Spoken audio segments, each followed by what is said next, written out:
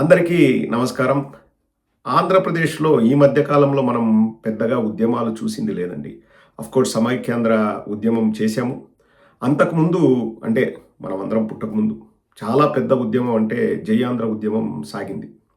ఇప్పుడు కోటి సంతకాల ఉద్యమం అన్నది వాటికి ఏమాత్రం తీసిపోని విధంగా ఈరోజు రాష్ట్ర నలుమూలల నుంచి ప్రతి ఒక్కరూ స్వచ్ఛందంగా వచ్చేసి సంతకాలు పెట్టి మాకు మెడికల్ కాలేజెస్ కావాలి, ప్రభుత్వమే రన్ చేయాలి, ప్రైవేటు పరం చేయకూడదు, ప్రైవేటు పరం చేస్తే పేదవాడికి వైద్యం అన్నది అందని ద్రాక్షలాగా మిగిలిపోతుందని చెప్పేసి ప్రతి ఒక్కరూ కూడబలుక్కొని ఈరోజు అద్భుతంగా అండి 1,04,30,000 పైచిలుకు సంతకాలు ఈరోజు పెట్టారంటే మీరు ఊహించండి.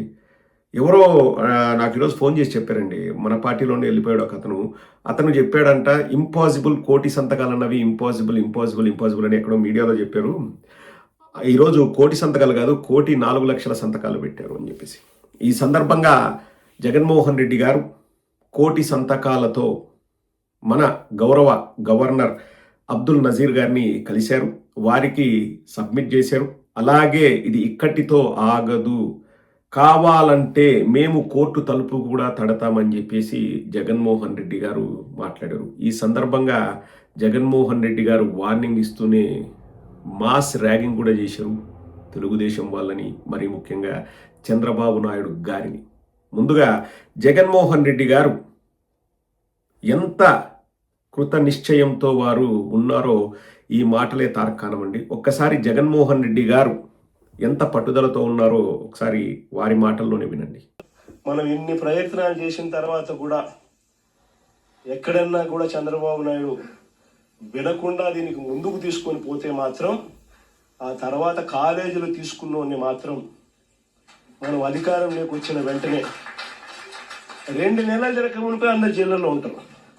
ఆ కాలేజీలు తీసుకున్న వాళ్ళు మాత్రం స్కాములు అనేది మదర్ ఆఫ్ ఆల్ స్కామ్స్ కింద ఇది నిరూపితం అవుతుంది. అంతటి దారుణంగా ప్రజలకు నష్టం జరుగుతుందని కనిపిస్తూ ఉన్నా కూడా ప్రజలు దీనివల్ల ఉచితంగా వైద్యం పొందే అవకాశం పోతుందని తెలిసినా కూడా మన పిల్లలకు తక్కువ ధరకే, ప్రైవేట్ కన్నా చాలా తక్కువ ధరకే మన పిల్లలకు మెడికల్ కాలేజీలలో సీట్లు వచ్చి చదువులు అందుబాటులో ఉంటాయని తెలిసినా కూడా ఏమాత్రం ఖాతరు చేయకుండా చంద్రబాబు చేస్తా ఉన్న ఈ తీరుకు చంద్రబాబు నాయుడుకు గట్టి గుణపాఠం మాత్రం ఖచ్చితంగా దొరుకుతుంది. జగన్మోహన్ రెడ్డి గారు కరాఖండిగా ఒకటే చెప్పారు, ఎవరైనా ధనాపేక్షతో లాభాపేక్షతో మెడికల్ కాలేజెస్ని, మా మెడికల్ కాలేజెస్ని, పేదవాడి హక్కైన, పేదవాడి ఆస్తైన, పేదవాడి సంపదైన మెడికల్ కాలేజెస్ని వాళ్ళ తుచ్చ లాభాపేక్షతో వాళ్ళు తీసుకుంటే 2 నెలలు తిరిగేలోపు మేము అధికారం వచ్చిన వెంటనే వాళ్ళని జైలుకు పంపిస్తామని చెప్పేసి వార్నింగ్ ఇచ్చారు జగన్మోహన్ రెడ్డి గారు.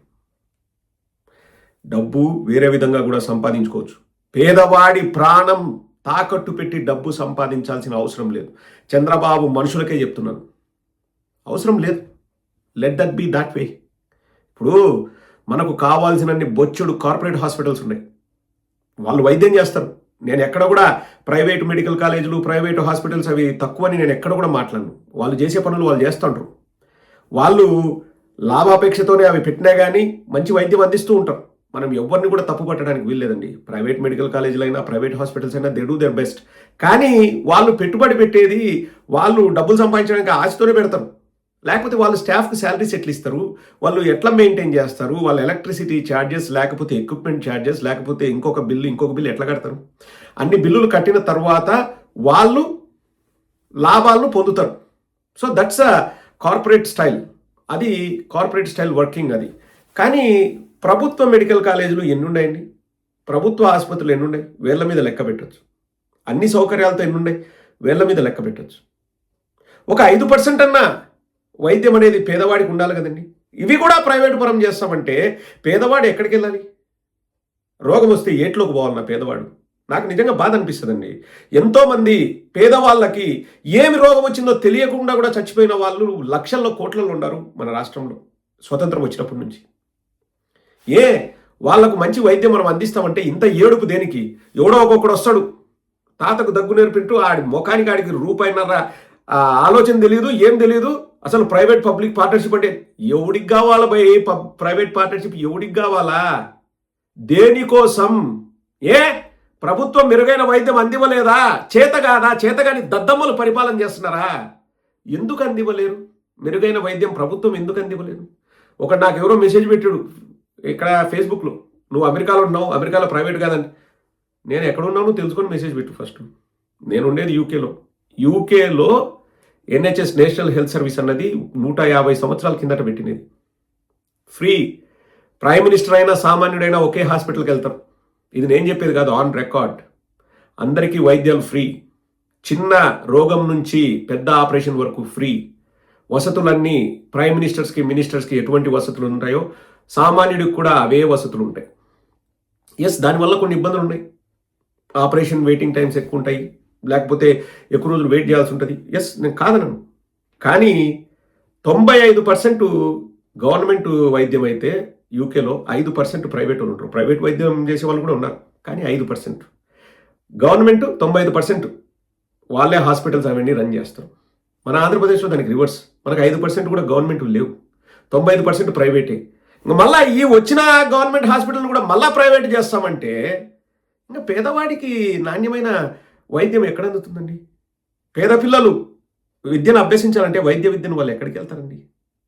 సిగ్గుండాలి కొంచెమైనా పాలకులకి. మీరు పర్మిషన్ ఇవ్వండి, మీరు గవర్నమెంట్ సపోర్ట్ చేసి ఇంకా 2, 3, 4, 5 కొత్త మెడికల్ కాలేజీలకు పర్మిషన్ ఇవ్వండి, వీ డోంట్ మైండ్. కానీ ఇవి ఎలా ప్రారంభించాం మనము? ఇవి గవర్నమెంట్ మెడికల్ కాలేజెస్ అని మనం ప్రారంభించాం కదా, గవర్నమెంటే రన్ చేస్తుందని మనం ప్రారంభించాం కదా, వాటిని తీసుకొని ప్రైవేటు పరం చేయడం ఏందా? బుద్ధి ఉండాలా? మనుషులే జన్మెత్తిన తర్వాత దున్నపోతులే జన్మెత్తుతని అట్లా చేస్తారు తప్పితే మనుషులే జన్మెత్తులు ఎవరు చేయరు. I'm sorry to say this. బాధ అనిపిస్తుంది. ఇప్పుడు నేను వెళ్ళగలనండి, ఏదైనా కార్పొరేట్ హాస్పిటల్కి వెళ్ళి నేను 5 లక్షలు 10 లక్షలు పెట్టి నేను చేయించుకోగలను. మా ఊర్లోనే కార్పొరేట్ హాస్పిటల్కి పోయి దాని గేటు కూడా తాకని వాళ్ళు 80% ఉన్నారు మా ఊర్లో. నాకు తెలుసు వాళ్ళు ఎన్ని అప్పులు చేస్తారు, భూములు ఎట్లా అమ్ముకుంటారో నాకు తెలుసు. ఒక చిన్న రోగం వస్తే నాకు తెలుసు, మేము చూసినాం. ఏం చూడని ఇది కాదు, అందరికీ తెలుసు. ఇంకేమన్నా మాట్లాడితే మీకు ఒరే నాయన గవర్నమెంటే మెరుగైంది ఇయ్యండి రా బాబు.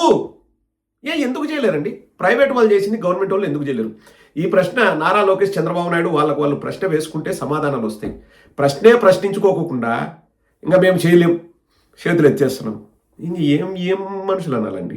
ఒకసారి ఆలోచన చేయండి, ఆంధ్ర రాష్ట్ర ప్రజలు ఆలోచించండి. తెలుగుదేశం వాళ్ళు కూడా చెప్తున్నా, ఒరే నాయన మీ దాంట్లో కూడా 80% 90% ఇది సామాన్య ప్రజలకు సంబంధించింది, పార్టీలకు సంబంధించింది కాదు. మీ తెలుగుదేశంలో కూడా 80% 90% పాపం ఇబ్బందులు పడే వాళ్ళు ఉంటారు. మన ఊరు పక్కన ఒక మంచి ప్రభుత్వ మెడికల్ కాలేజ్ వచ్చేసి మనకు ఏమైనా మంచి చేస్తుంటే మీరెందుకు ఆపుతున్నారు? జనసేన వాళ్ళని తెలుగుదేశం వాళ్ళు అడుగుతున్నారు. ఇది పార్టీలకు సంబంధించింది కాదు, ప్రజలకు సంబంధించింది. రాజకీయాలు కూడా అవసరం లే. అసలు వాళ్ళు ప్రైవేట్ పరం చేయకపోతే ఇంత ఇష్యూ ఉండేది కాదు. జగన్మోహన్ రెడ్డి గారు అదే చెప్తున్నారు చంద్రబాబు గురించి. ఒకసారి వినండి. గవర్నర్ గారికి ఒక్కసారి పత్రాలన్నీ చూపించిన తర్వాత, ఆయనకు చెప్పిన తర్వాత, చూపించిన తర్వాత ఈ పత్రాలన్నీ కూడా కోర్టు ద్వారాలు కూడా తడతాయి. 1,04,00,000 సంతకాలు చేసిన ఈ డాక్యుమెంట్స్ అన్నీ కూడా భద్రంగా కోర్టు ద్వారాలు కూడా తడతాయి. కోర్టులో కూడా పిటిషన్ వేస్తాం. 1,04,00,000 సంతకాలు రెడీగా ఉన్నాయి. మీరు ఎప్పుడు అడిగితే అప్పుడు అఫిడవిట్లు మీకు చూపించేదానికి బండ్లన్నీ రెడీగా వచ్చి మీకు చూపిస్తాయని చెప్పి కూడా కోర్టులో కూడా అఫిడవిట్ కూడా వేయడం కూడా జరుగుతుంది. ఇంతటితోనే చంద్రబాబు నాయుడు జ్ఞానోదయం వస్తుందని నేను అనుకోవడం లేదు, ఎందుకంటే ఆయన కొంచెం చర్మం అందం కాబట్టి ఇంతటితో కూడా వస్తుందని నేను అనుకోవడం. ఎందుకంటే మామూలుగా మీకు గుర్తుండే ఉంటుంది, పూర్వం మనం ఎప్పుడో నేను చిన్నప్పుడు జనార్దన్ రెడ్డి గారు ప్రైవేట్ మెడికల్ కాలేజ్ ఇచ్చినారు అని చెప్పి ఏకంగా ముఖ్యమంత్రి పదవి నుంచి ఆయన రాజీనామా చేయాల్సి వచ్చింది. ప్రైవేట్ మెడికల్ కాలేజ్ ఇచ్చినారని రాజీనామా చేయాల్సి వచ్చింది. నాకు అప్పుడు చాలా చిన్నపిల్లని అప్పుడే నేను అనుకుంటా ఉంటాను, ప్రైవేట్ ఒక కాలేజు. ఈ రోజు ఈయనకు సిగ్గు లేదు, ఇంకొకటి లేదు, ఏకంగా లెఫ్ట్ రైట్ సెంటర్ గవర్నమెంట్ ఆస్తులను నేను ఇచ్చేస్తున్నాను అని చెప్పి స్కాములు చేయడానికి ఏమాత్రం వెనకడుగు వేయడంలో ఇచ్చేసే కార్యక్రమం చెనిక్కాయలకు బెల్లాలకు ఇచ్చేయడమే కాకుండా స్కాముల్లో ఇంకా అన్నిటికన్నా దారుణమైన స్కామ్ ఏమిటో తెలుసా? నువ్వు ప్రైవేట్ వాళ్ళకి కాలేజీలు ఇచ్చేసిన తర్వాత ఆ ప్రైవేట్ కాలేజీలు వాళ్ళు ప్రైవేట్ కాలేజీలు ఇది నడిపేటప్పుడు వాళ్ళ జీతాలు నువ్వు ఇస్తావంట. ఏం చెప్పాలండి, ఏం మాట్లాడగలవు చెప్పండి.